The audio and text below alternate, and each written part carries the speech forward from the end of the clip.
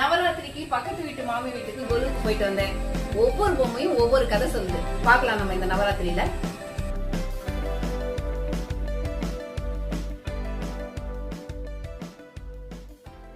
இப்படி இவ்வளோ பொம்மைகள் இருக்கிற இடத்துல ஒவ்வொரு பொம்மையும் ஒவ்வொரு கதை சொல்லுது.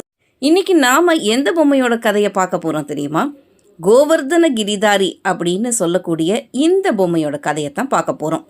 ஒரு முறை பிருந்தாவனமே கோலாகலமாக திருவிழா கோலம் பூண்டிருந்தது.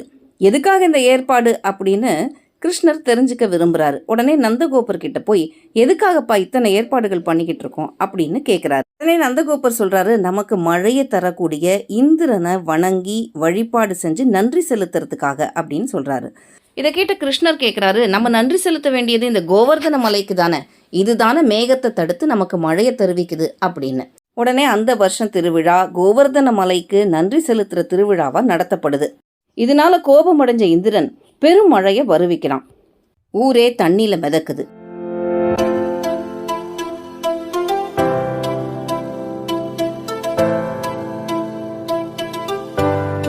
கிருஷ்ணர் தன்னுடைய மாய புல்லாங்குழலை எடுத்து ஊதுறாரு. அந்த புல்லாங்குழல் இசையில மயங்கி ஆடு மாடுகள்லேருந்து மனிதர்கள் வரைக்கும் எல்லாரும் அவர் பின்னாடியே நடந்து போகிறாங்க. அவர் நேர கோவர்தன மலையை போய் அடையிறாரு.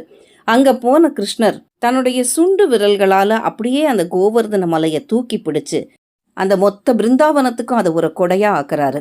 எந்த மலை மேகத்தை தடுத்து இந்த மழையை வரவழைச்சதோ, எந்த மலையை வணங்கணும்னு இந்த கிருஷ்ணர் சொன்னாரோ, அந்த மலையே இந்திரன் தருவிச்ச மழையிலிருந்து மக்களை காப்பாற்றி கொடையாக நின்னுது. இந்த காட்சியை பார்த்த இந்திரனுக்கு மமதை அழிந்தது.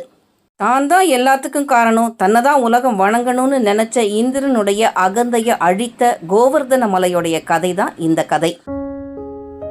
இவை கொலு பொம்மைகள் நமக்கு சொல்லும் கதைகள்.